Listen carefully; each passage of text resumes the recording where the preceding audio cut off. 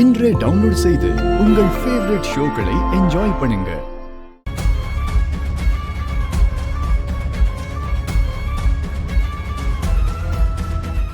என்ன நடக்குதுங்க? வெளியில போ சொன்னவங்கள ஏன் வீட்டுக்குள்ள என்னோட அனுமதி இல்லாம எப்படி வந்தாங்க? ராஜி, கொஞ்சம் பொறுமையா இருமா. நான் சொல்றத கேளு. எனக்கு எந்த காரணமும் சொல்ல வேண்டாம். நான் எது நடக்க கூடாதுன்னு நினைச்சனோ அது நடந்திருக்கு. அதுவும் நான் வீட்ல இல்லாத நேரத்துல நடந்திருக்கு. என்னால இத சாதாரணமா எடுத்துக்க முடியாது. ராஜி, ஏமா? யாரும் பேச வேண்டாம். நான் கோவமா இருக்கேன். ஏதாவது பேசி அத அதிகப்படுத்தாதீங்க.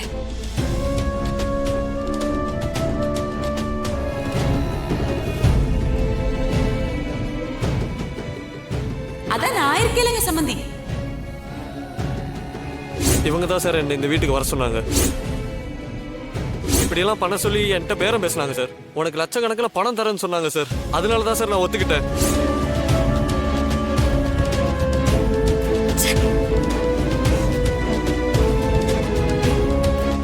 சம்பந்தி, பாத்தீங்களா? எது நடக்க கூடாதுன்னு நான் நினைச்சனோ அது நடந்து போச்சுங்க. சம்பந்தி, பேசாம இருங்க சம்பந்தி. தேவையில்லாதது ஏதாவது பேசி விஷயத்தை பெருசுப்படுத்திடாதீங்க.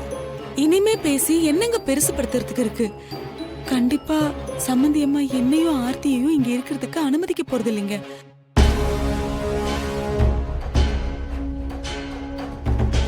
பானத்துக்காக நாங்க திரும்பவும் இந்த வீட்டுக்குள்ள வந்து அவமானப்பட்டுதாங்க நிக்கிறோம். ஏங்க, தங்கச்சி தங்கச்சின்னு வாய்க்கு வாய் சொல்லுவீங்கல்ல, நீங்க உங்க தங்கச்சி கிட்ட ஒரு வார்த்தை எடுத்து சொல்லலாம் தானே? இப்ப பாருங்க, எல்லார் முன்னாடியும் வச்சு எவ்வளவு அசிங்கமா போச்சு. என் பிள்ளைக்கு அடிபட்டுடுச்சுன்னு கேட்ட உடனே தான் ஆடலனாலும் தான் சதையாடும்னு சொல்லுவாங்கல்ல, அப்படிதாங்க பதறி போய் நிலக்கொள்ளாம ஓடி வந்தேன். அது தப்புனா தப்பாவே இருந்துட்டு போட்டோம். சம்பந்தி, கொஞ்சம் அமைதியா இருங்க சம்பந்தி. உங்களை அவமானப்படுத்தணுங்கிற நோக்கத்திலே நாங்க கூப்பிட்டோம். எல்லா விஷயத்தையும் போன்ல பேசிட முடியுமா? சில விஷயத்த நேர்ல தான் பேசணும். அதனாலதான் நாங்க ராஜிகிட்ட பேசல. இப்ப நேர்ல போய் பேசி சமாதானப்படுத்துற சம்பந்தி. நீங்க கொஞ்சம் அமைதியா இருங்க. வாங்க சம்பந்தி.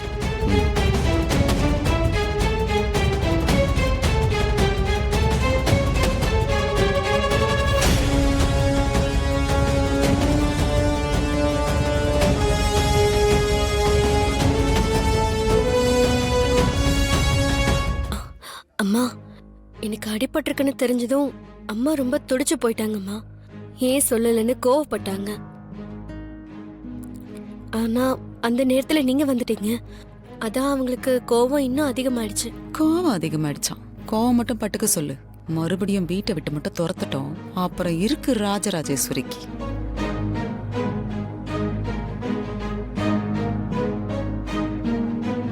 நாங்க சமாதானப்படுத்த வரலம்மா.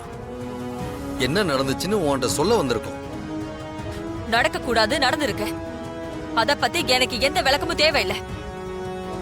நான் வீட்டை விட்டு பிரிஞ்சிருக்கோமே, எல்லாரும் எப்படி இருக்காங்களோன்னு அவசர அவசரமா என்னோட வேலையெல்லாம் முடிச்சிட்டு இங்க வந்தா நீங்க என்னதான் பண்ணி வச்சிருக்கீங்க? வானதி அடிபட்டது கூட சொல்லல. எல்லாரும் சேர்ந்து சொல்லக்கூடாதுன்னு முடிவு பண்ணிருக்கீங்க. சரி, நான் வருத்தப்படுவேன்னு சொல்லலேன்னு நானே என்ன சமாதானப்படுத்திக்கிட்டாலும் அமுதா ஆர்த்திய எப்படி நீங்க கூப்பிடலாம்? ஆர்த்தி வானதி ஓடி பிடிச்சு விளையாண்டதுல வானதி கீழே விழுந்து அடிபட்டுட்டா. பதறி போய் கார்த்திக் ஹாஸ்பிட்டல் கூட்டிட்டு போயிருக்கான். வானதியால நடக்க முடியலம்மா. கார்த்திக் பக்கத்துல இருந்தே பாத்துக்கிட்டான். ஆனா எல்லா விஷயத்தையும் அவனே பாத்துக்க முடியுமா? வானதிக்கு பெண் துணை தேவைப்பட்டுச்சு.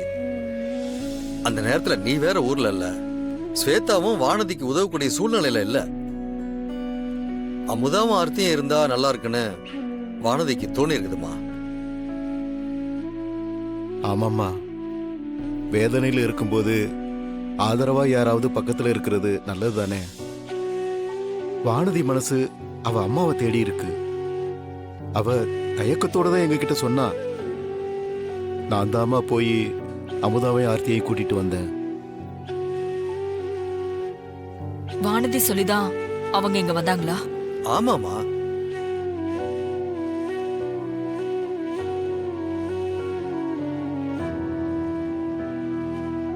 சரி, நீங்க போங்க, நான் வரேன். ராஜி, நல்ல முடிவா தான் எடுப்பேன்னு எனக்கு தெரியும். அமுதா ஆர்த்தி விஷயத்துல நாங்க தப்பு பண்ணலமா. வாங்க சம்பந்தி. ம்.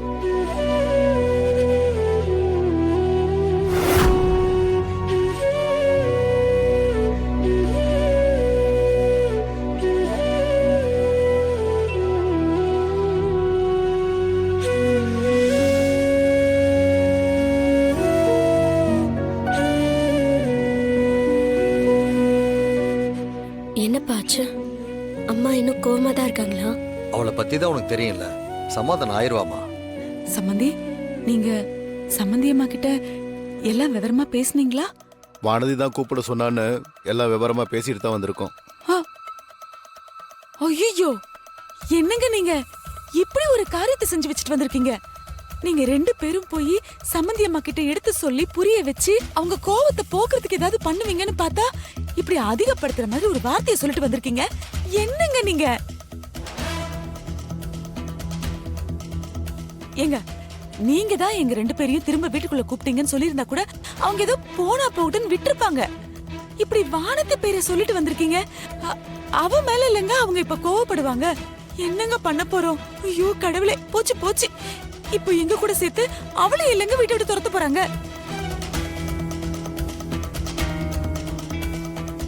என்னங்க இப்படி பண்ணிட்டீங்க? பாவங்க வானதி, அவ மேல சம்மந்தி அம்மா எவ்வளவு அன்பு வச்சிருக்காங்க. அவங்களுக்கு இப்போ வானதி மேல இல்லங்க கோவம் வரும். போச்சு போச்சு, எல்லாம் போச்சு. அவ இப்படி அவங்களுக்கு பிடிக்காத ஒரு காரியத்தை செஞ்சிருக்கான்னு தெரிய வந்தா அவங்களுக்கு கோவம் வரத்தாங்க செய்யும். இப்போ இப்போ நான் என்ன பண்ண போறேன்? எங்க 2 பேரு கூட சேர்த்து வானதியும் அப்படியே எங்க கூட வர வேண்டியதுதான். என்ன சொல்றது? இனிமே அவங்க கோவம் தனிய போறது இல்ல. இப்படி ஒரு காரியத்தை பண்ணிட்டு வந்துட்டீங்களே.